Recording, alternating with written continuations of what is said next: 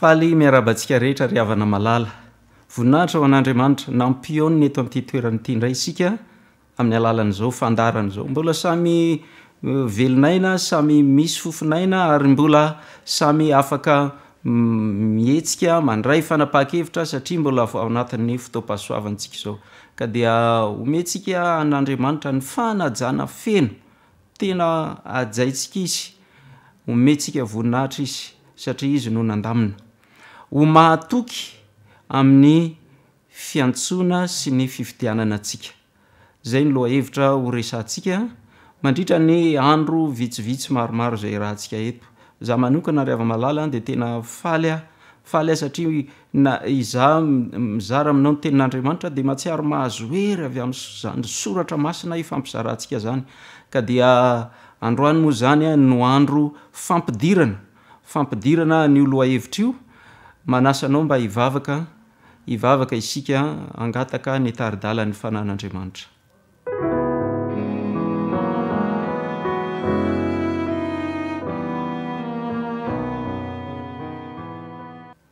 Rainy masino any an-danitra faly izahay satria nomenao ny teninao nomenao ny soratra masina ary nantsoinao amin'izao laharana izao ho isan'ireo zay voafidy ho ao anatin'ny ankonanao. Andriamanitra atoroy anay ny fomba tsara fomba efa nomaninao ny fomba mety indrindra ahafahanay mijoro mahatoky amin'izao laharana efa nentsoinao anay izao. Ngatanay ny fanainao masina mba hiasa amin'ny fomba manokana mandritra ny fotoana rehetra zay iarahanay mianatra mandre ny teninao ny feonao amin'izao fandarana izao. Ngatana amin'ny anaran'i Kristy nivavaka. Amen.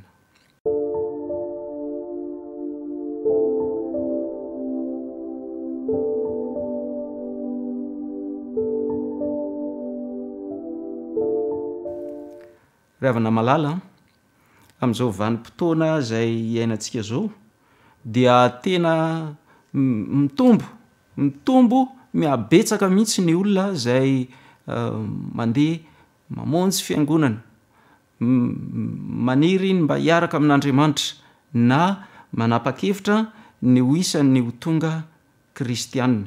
Tsy fantatritsika aloha zany ny manahoana ny fitombony zany raha ampitahina amin'ny fitombony mponina na isa tanàna na isa paritra na isa pirenena na manerana ny vonontany amin'ny ankapobeny iza ny tombo kokoa ny mponina ve sa ny fitombon'ny olona zay manolo tena ho an'Andriamanitra amin'ny fiangonana kristianina rehetra. Fa dia zao ny zavatra fantatra aloha dia mitombo ny isan'ny olona zay mamonjy ny fiangonana ary mitombo arak'izany ihany koa ny zavatra manodidina ny tontolo ara-pivavahana na ny hira ara-pivavahana zay miseho fotsiny aza dia mihamaro ary indrindraindrindra ny olona zay mitantara ny fanandramany hatramin'ny nanolora natonga azy nanolo tena ho an'Andriamanitra dia mihamaro hitatsika etsieroa zany tsara zany ary sorantsika Andriamanitra no ny amin'izany raha ny tena izy aza mbola ho resantsika eo fa mbola ho betsaka lavitra noho izany ary tokony ho betsaka lavitra noho izany fa mandritra nyity famelabelaranyity tsika dia resaka hoe manomboka eo amin'ilay antsoina hoe fahateraham-baovao na fiovam-po na zay mety ho entsoina azy zay fiendohan'ny fiainana miaraka amin'Andriamanitra. Manomboka eo inona kosa ny zavatra miseho ny andro manaraka ny herinandro manaraka ny volana manaraka ny taona manaraka sy ireo taona maro zay mety mbola ho lalovana raha ohatra ka mbola omen'Andriamanitra tombonandro ka mbola maharitra ny tantarany tany manahoana ny amin'ilay hoe fitombona ao amin'i Kristy ary zay no resantsika ny amin'ny ty loha hevitra ity hijoro mahatoky ahoana ny atao mba ho tena mahatoky amin'ilay fiantsoana zay niantsoan'Andriamanitra antsika amin'ilay fifidianana zay ny fidianan'Andriamanitra antsika. Inona ny zavatra rehetra zay tena tokony ianarantsika avy amin'ny soratra masina mba hatateraka amintsika eo amin'ny fanandramam-piainana andram-piainana miaraka amin'Andriamanitra lay antsointsika matetika hoe fanamasinan'andriamanitra atsika satria zao mazava ny tenin'ny soratra masina ny fahamasinana takian'andriamanitra atsika dia tsy tapatapany mba tonga atsika ho azo ampidirina any an-danitra. Jesosy dia nilaza hoe aoka ho tanteraka ianareo tahaka ny fahatanterahan'ny rainareo zay any an-danitra. Ka manomboka hatreo amin'ilay fiatombohan'ny fiainana miaraka amin'Andriamanitra io zany a, inona ny zavatra miandry atsika rehetra. Zany lohateny ho resantsika mandritra an'ireo andro maromaro zay erahantsika eto. Indraindray aza moa dia lasa vesatra ho an'ny fiangonana, olana ho an'ny fiangonana ny fisian'ny olona anankiray ao amin'ny fiangonana. Tamin'ny voalohany anefa toa tsy zany. Rehefa izy nanolo tena tohatra ny nafinaritra, tohatra ny tena na tsy ary fifaliana ny rehetra taty aoriana, lasa sahirana na izy tompony, izy tenany, na ireo mpianakavy ny finoana miaraka aminy, ireo mpiandraikitra napitarika eo anivon'ny fiangonana, sahirana. Rehefa malala ahoana ny atonga atsika ho mahatoky amin'ny fiantsoana sy ny fifidianan'Andriamanitra atsika. Zao no vakitsika ao amin'ny Apokalipsy 4:7 dia ny andininy, Apokalipsy 4:7 azafady, Apokalipsy 4:7 dia ny andininy 4:7. Zao no vaky ny teny. Ireo dia hiady amin'ny zanak'ondry, miresaka ny amin'ilay fahefana bibidia izy eto. Ireo dia hiady amin'ny zanak'ondry ary ny zanak'ondry haresy azy, satria tompony tompo sy mpanjaka ny mpanjaka izy, ary haresy azy koa zay momba azy dia olona voantso sy voafidy ary mahatoky. Toetra telo ho an'ireo zay andresy. Aresy an'ireo fahefana avy ampiasain'ny Satana mba hoentina miady amin'ireo olona zay nanolo tena ao an'Andriamanitra, olona efa nandray ny antso, efa voantso izy, miady amin'izy ireo Satana, efa voafidy izy. Resantsika hoe inona moa ny voafidy sy ny voantso? Fa efa maha olom-boafidy azy vao maika hiady amin'ny Satana, ary ataon'ny Satana mihitsy zay atonga azy ireo mba tsy ho mahatoky amin'izay fiantsoana sy fifidianana izay. Zao no vakitsika manaraka Matteo 4:20 dia ny andininy 4:20. Matteo 4:20 dia ny andininy 4:20 miresaka ny amin'ilay mahatoky sy voantso sy voafidy izy eto. Andininy 4:20 fa maro no antsoina nefa vitsy no fidiana. Misy an'ilay fanasana ao amin'ny fampakaram-bady ny zanaky ny mpanjaka, fanoharana nataon'i Jesosy izy io. Izay fanoharana manohatra ny amin'ny fanasan'ny filazantsara mba hatonga ny olona rehetra hiomana ho any amin'ny anjara ny lova ny mandrakizay ka hitsena an'ilay mpamonjy azy eny amin'ny raon'ny lanitra hoarina amin'ny fampakaram-badin'ny zanak'ondry. Dia andininy 4:20 vakitsika teo, maro no antsoina fa vitsy no fidiana. Tsy mitovy ny amaroany ny olona voantso sy ny olona voafidy. Raha ny tena marina, ny olona rehetra no antsoina, satria ny filazantsara tsy maintsy ho toriana amin'izao tontolo izao. Zay vao tonga ilay fotoana fampakarana an'ireo zay mahatoky. Toy izao no nitiavan'Andriamanitra n'izao tontolo izao, nomeny zanan'lahy tokana mba tsy ho very zay rehetra mino azy. Ho an'izao tontolo izao mihitsy ny nanomezan'Andriamanitra ny zanan'lahy tokana. Noho izany ny fiantsoana zany dia natao an'ny rehetra, antsoina avokoa ny olona rehetra voantso, fa ny voafidy tsy mitovy isa amin'ireo voantso ireo.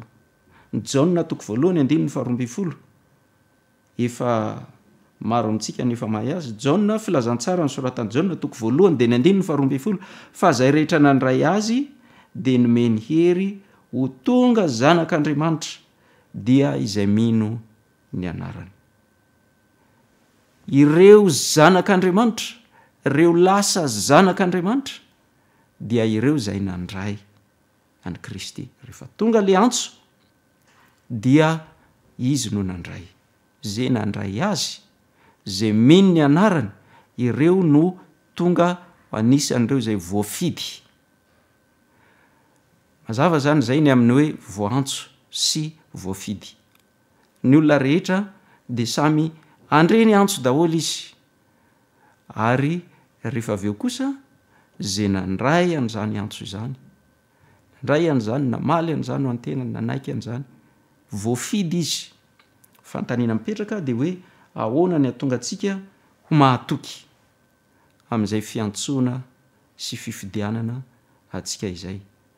Le mahatoky rehava malala, raha jerentsika ny apokalipsy 2:10, ilay teny hoe mahatoky io dia zao ny fanambaran'ny apôstôly Jaona rehefa voatsindry ny fanahin'Andriamanitra izy. Apokalipsy 2:10, aza matahotra zay efa eretanao, indro ny devoly efa hanao ny sasany aminareo ao an-trano maizina mba ho voazahatoetra ianareo ary anam-pahoriana hafoloana, aoka ho mahatoky hatramin'ny fahafatesana ianao, de omeko anao ny satroboninahitra fiainana. Na de haningotra ny aina aza dia tsy mivadika ny zanak'Andriamanitra mahatoky, na inona takiana mba hatonga azy hijoro mahatoky, de vonina ao amin'izany izy. Vonina ao amin'izany ve tsika? Vonina ao amin'izany ve anao? Vonina ao amin'izany ve za? Ny hatonga antsika ho vonina ao amin'izany, ny antony zao famelabelarana zao. Ravina malala tsy mora ny joro mahatoky. Ijery antony anankiroa fotsiny tsika. Ny joro mahatoky, misy ny fahavalo avy ety ivelany zay manery atsika mba tsy hatoky, fa misy ihany koa ny fironana hanota ao anatintsika ao zay manosika atsika mba tsy hatoky. Ny saina manaiky, ny fanariana sy ny eritreritra rehetra de mba ny ho mahatoky, fa ao anaty ao misy zavatra hafahafa tsy resy, tsy hita zay anaovana azy.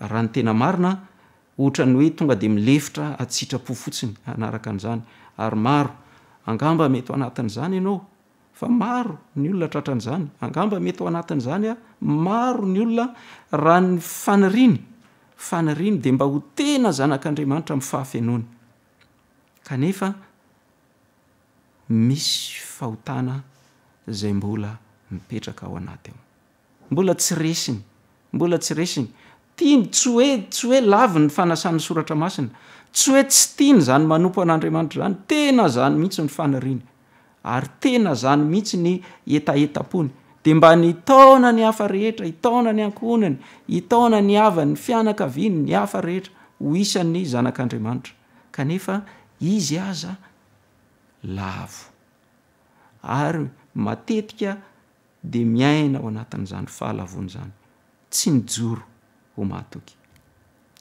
Ozy tsika hoe tsy mora zany hoe mijoro mahatoky zany, fa etsy andanin'izay, zay zany ny antony voalohany, fa etsy andanin'izay koa amin'ny fijoroana ho mahatoky de misy fahavalo tsy hitantsika maso, de tsy izy zany fa Satana zay manao ny fomba rehetra mba hatonga atsika tsy ho tafajoro ho mahatoky, satria fantany fa izy efa tsy anisan'izany tsony, efa vitatreo ny momba azy, faharavana mandrak'izay ny miandry azy, de ozy hoe izy arery no tratran'izany, fa de zao ary ny anjely tany an-danitra, anjely tsy manatsy ny tany an-danitra, de voalaza ny soratra masina hoe ny apatelon'ny anjely tany an-danitra dia voafitaky Satana, de mbola io Satana io ihany hatram'izany talohan'ny nahariana ny lanitra sy ny tany, de mbola hatram'izao mbola miasa io anjely io, anjely ratsy io, miaraka amin'ireo apatelon'ny anjely tany an-danitra. Ilay lehiben'ny anjely natsoina hoe Lucifera zany, miaraka amin'ireo apatelon'ny anjely tany an-danitra, zay no miasa hatram'izao fotoana zao. Anao zay hatonga anao tsy hijoro mahatoky, anao zay hatonga antsika rehetra tsy ho mahatoky amin'io fifidianana sy fiantsonanao io, fiantsonantsika zay efa natao io. Anao zay havery ny anjarantsika mandrak'izay, ka dia isaorantsika Andriamanitra fa nomeny antsika ny teniny, de ny soratra masina izany, de tsy ilayntsika ny ho voafitaka. Efa nampianatra antsika Jesosy hoe miainga avy tao amin'ny soratra masina ny netiny nandresena ny Satana teo amin'ny fotoana zay anisan'ny sarotra indrindra tamin'ny olombelona azy tety ambonin'ny tany, no nakany Satana fanahy azy, fa dia ny tenin'Andriamanitra no nentin'ny tompontsika ny atamy de tsika zany zao a ny soratra masina ihany ny soratra masina ihany no etitsika miresaka ny amin'le hoe ahoana ny atao mba tonga atsika rehetra ho mahatoky amin'ny fiantsoana sy ny fifidianana atsika ka dia zao no izy raha lasana mpamahalala homany ny fonao mba hanaraka zay lazay ny soratra masina io soratra masina io mantsy a de voalaza fa natao fanotsiana zay diso maro ny olona mampalahelo tsy de izany loatra tsy ny soratra masina no manitsy azy fa izy no mitady eo amin'ny soratra masina azy fomba hanamarinany lay toerana misy azy lay fanapa-kevitra efa tazominy am'izao fotoana zao de tsy te hiova amin'iny izy tsy te hiova na de mbola afaka miova azy na de mbola ao anatin'ny fotoam-pahasoavana azy izy efa tsy te hiova fa de zao vao misy andala-tsoratra masina kely mielina ohatra ny metimety aminy mahafinaritra azy manamarina n'le toerana misy azy de tonga de samboriny iny de iny ny fikirany rehefa malala mba tsy ho zany isika angatahako mihitsy ianao noho ny fahasoavan'ny tompontsika noho ny famindrapon'Andriamanitra noho ny amin'ny tompo de mba tena ny soratra masina no anitsy atsika natao fanotsiana zay diso natao fitezana amin'ny fahamarinana ny soratra masina ary soratsika be deaibe Andriamanitra nanomezany atsika ny soratra masina ka de zao zay zavatra rehetra voalaza atao amin'ny soratra masina ary zay le izy natao hiainana ne izy io natao hiainana io soratra masina io Mosesy de nanao an'izao fanambaran'izao hoe ny tena rehetra voasoratra ato amin'ity boky ity dia ho fiainana ho anareo izany natao hiainana teny fiainana manome fiainana atao fiainana mihitsy mandamina ny fiainantsika mihitsy zany ny soratra masina de amafisiko zany a soratra masina ihany no angatahntsika mba hiteny mandritra n'izao fotoana izao fa hanampy anao hijoro mahatoky ihany ko Kristy ilay mpamonjy anao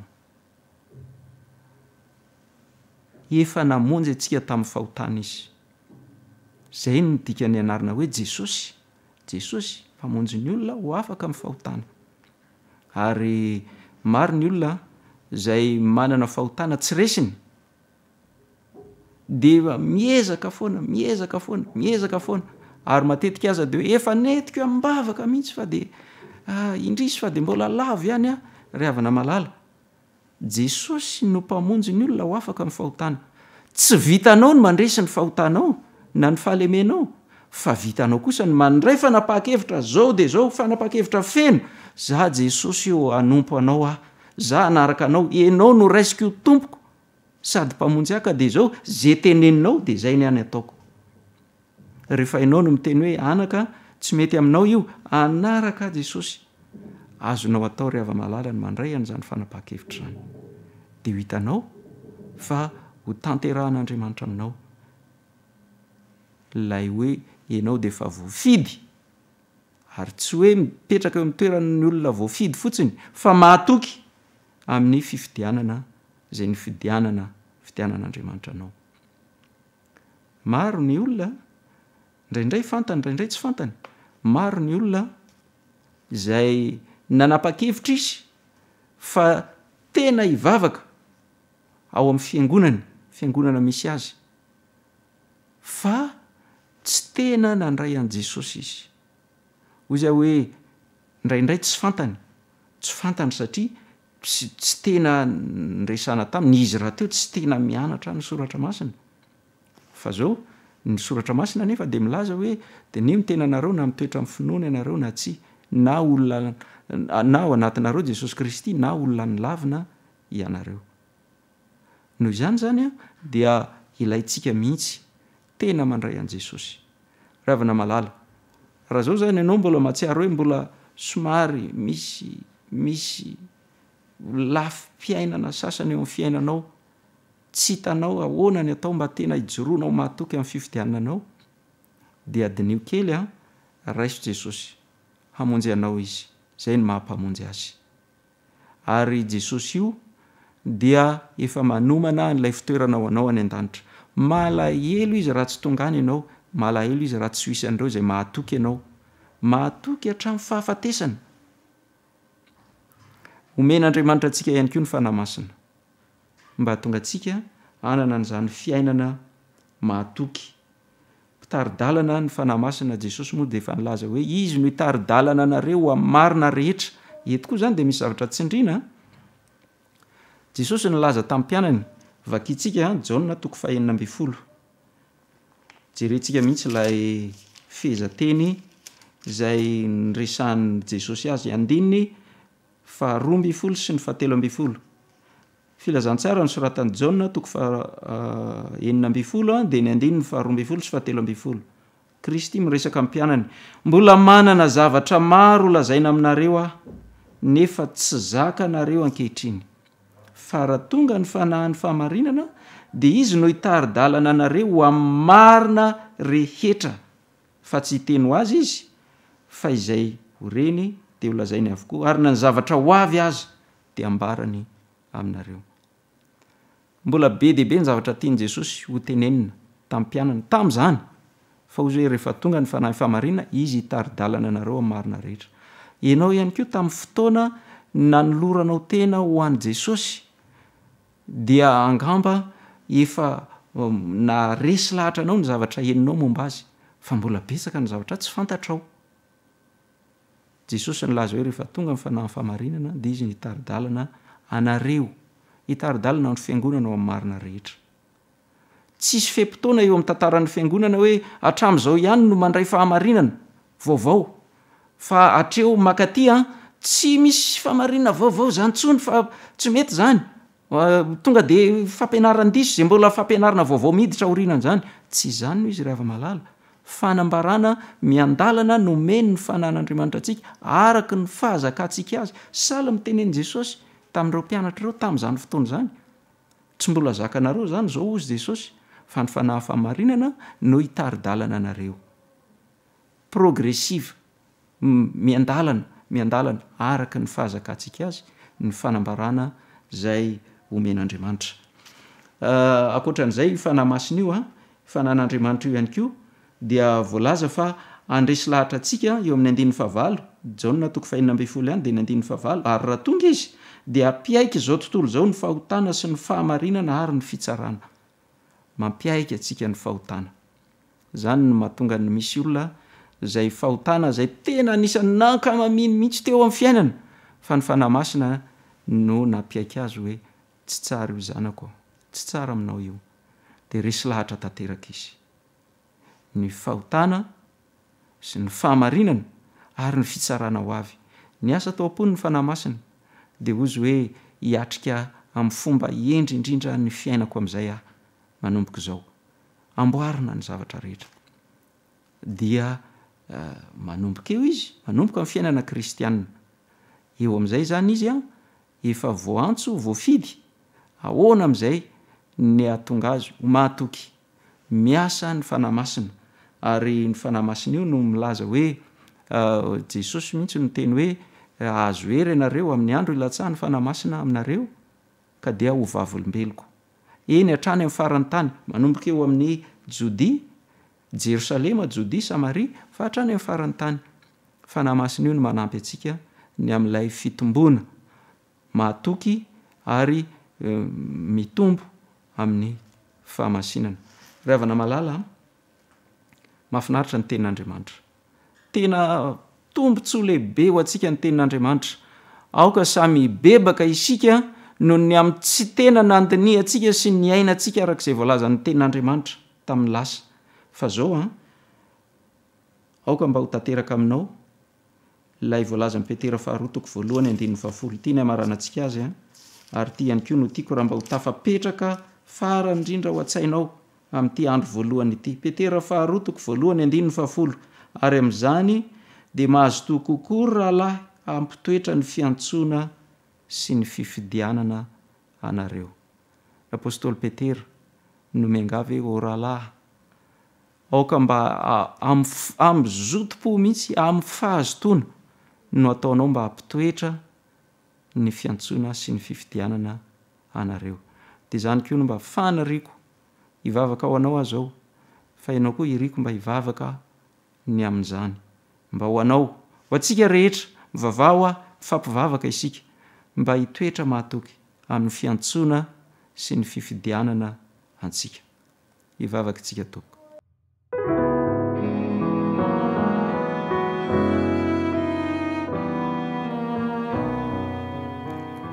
Raha ny masina ny an-danitro fantatray fa tia anay ianao, fantatray fa tia hamonjy anay ianao, fantatray fa manana programa tsara indrindra ho amin'ny fiainanay ianao, dia ny atonga anay ho tena zanakao voantso voafidy ary tena mahatoky amin'izany, ny atonga anay handova fiainana mandrakizay ho azo ampidirina any an-danitra, hahatratra ny fetra ny fahatanterahanyilay rainay izay any an-danitra, ka dia amboary izay Andriamanitro, ampaherezo izay amin'izany, ampio izay mba hanana fo tsotra, fo manaiky ho ahitsy ny baiboly, ho ahitsy ny soratra masina ilay fanotsiana izay diso, ary mba hitombo isan'andro any ny fitiavanay ny amamy ny teninao, ary hitombo isan'andro any ny fanandramam-piainanay eo amin'ny fijoroana ho mahatoky, ny fitombona eo amin'ny ara-panahy.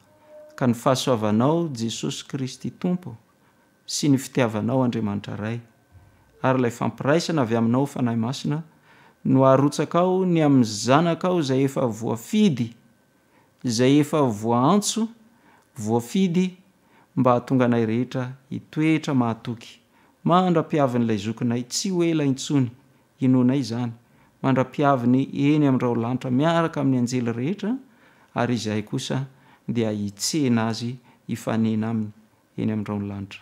Gatanay sy tononay amin'ny anaranao Kristy izany vavaka izany. Amen.